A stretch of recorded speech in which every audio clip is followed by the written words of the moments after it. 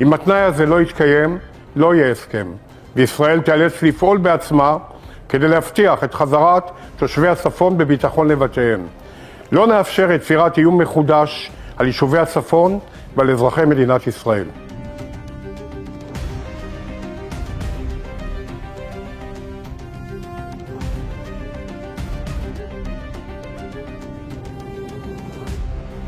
ישראל מעוניינת בקיום ההסכם בלבנון ותמשיך לאכוף אותו באופן מלא וללא פשרות כדי להבטיח את חזרת תושבי הצפון בביטחון לבתיהם. אבל התנאי הראשון לקיום ההסכם הוא נסיגה מוחלטת של ארגון הטרור חיזבאללה אל מעבר לנהר הליטני, פירוק כל הנשק וסיכול תשתיות הטרור במרחב על ידי צבא לבנון, דבר שעדיין לא קרה.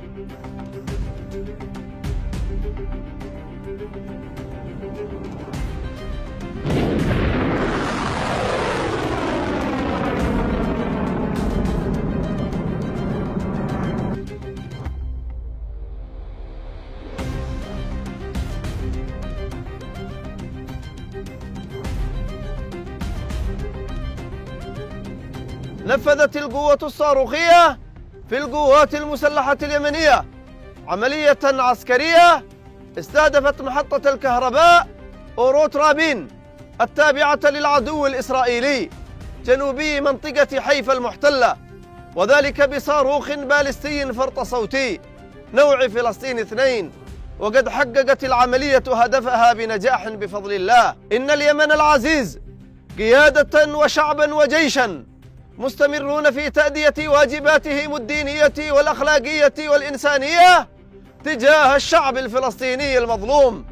وإن العمليات العسكرية الإسنادية للمجاهدين في غزة سوف تستمر بعون الله بالتزامن مع التطوير المستمر للقدرات العسكرية حتى تلبي متطلبات المرحلة وتستجيب لظروفها وأهدافها، وعلى رأسها إجبار العدو الإسرائيلي على وقف عدوانه على قطاع غزة ورفع الحصار عنها.